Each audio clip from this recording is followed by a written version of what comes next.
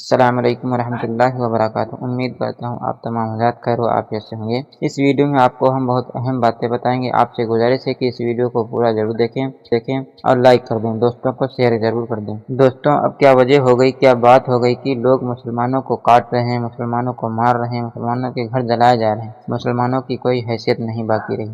مسلمانوں کی حیثیت بکریوں سے بھی کم کی ہو گئی ہے۔ اگر کوئی بکری چرا کے کاٹ لے یا اگر وہ مقدمہ کرنے کے لیے جائے تو کیس ہو جاتا ہے، لیکن یہ مسلمانوں کو ہزاروں کی تعداد میں قتل کرتے ہیں، لیکن ان پر کوئی پوچھنے والا بھی نہیں اور شان سے گھومتے رہتے ہیں۔ مسلمان اتنا ہلکا کیسے ہو گئے؟ تو ہلکا کیوں ہم ہو گئے، اس کی وجہ کیا ہے آپ کو بتا رہا ہوں، بہت دھیان سے سننے کی بات ہے۔ اللہ کرے کہ کسی کے دل میں بات اتر جائے کہ ایک دیہاتی ایک شہر میں گیا، شہر میں جا کر دیکھتا ہے کہ اتفاق سے وہاں سے ایک کھیل چل رہا تھا۔ کچھ لوگ کھیل کھیل رہے تھے، کھیل کا میدان تھا اور جو کھیل کھیلا جا رہا تھا وہ فٹ بال کا کھیل تھا۔ فٹ بال گیم میں پیر سے گیند کو مارا جاتا ہے اور گیم کے ہر بندہ اس کو پیر سے مارتا ہے، ادھر سے ادھر سے ادھر سے ادھر سے گیند کو مارتے ہیں۔ گیند بہت خوبصورت، سب لوگ اس کو پیر سے مارتے ہیں، لیکن دیہاتی تو اس کبھی فٹ بال کا گیم دیکھا نہیں تھا۔ وہ حیران ہو کر ہاتھ باندھ کر دیکھتا رہا اور سوچتا رہا، یا اللہ، اس گیند کا کیا قصور کہ سب اس کو لات مار رہے، کتنا خوبصورت ہے، کتنا حسین، کتنا قیمتی ہے کہ جب وہ لات مارتے مارتے گراؤنڈ کے باہر چلا جاتا ہے تو کھلاڑی لوگ اس کو بھاگ کر کے پکڑ کر کے میدان کے اندر لے آتے ہیں، یعنی اگر وہ گیند نہ ہو تو کھیل ہی ختم ہو جائے،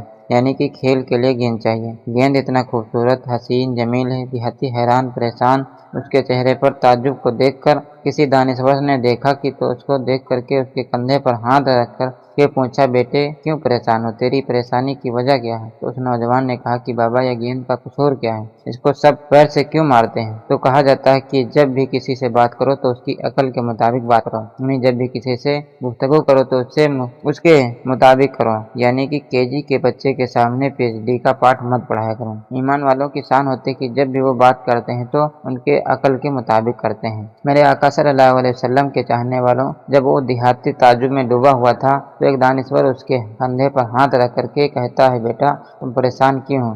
اس نے کہا کہ بابا، یہ گیند کا قصور کیا ہے؟ تب اس کو بتاتے ہیں، بہت بڑی بات کہی انہوں نے، فرمایا، بیٹا یہ جو تو پوچھ رہا ہے کہ اتنا خوبصورت ہے، اتنا قیمتی ہے، پھر بھی لوگ اس کو لات کیوں مار رہے ہیں، اس کا قصور کیا ہے؟ قصور اس کا یہ ہے کہ اوپر سے تو یہ بہت بڑا خوبصورت ہے لیکن اندر سے خالی ہے۔ اگر یہ اندر سے خالی نہ ہوتا تو لوگ اس کو لات نہیں مارتے۔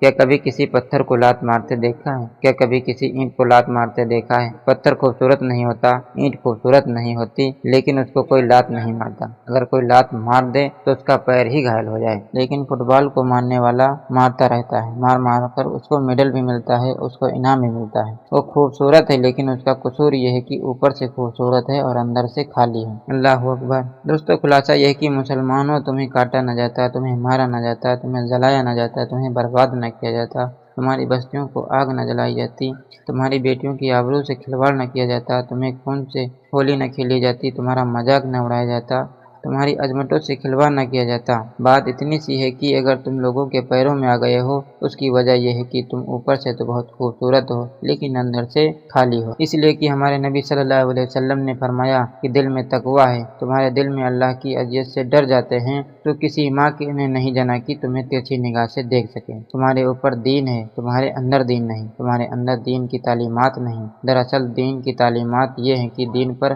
کتنا عمل کر رہے ہو۔ 2 وقت کی نماز پڑھنے والا مسلمان کیا کامل مسلمان ہو سکتا ہے؟ چوری کرنے والا انسان کیا کامل مسلمان ہو سکتا ہے؟ کسی کی بیٹی پر بدنظری کرنے والا مسلمان کیا کامل مسلمان ہو سکتا ہے؟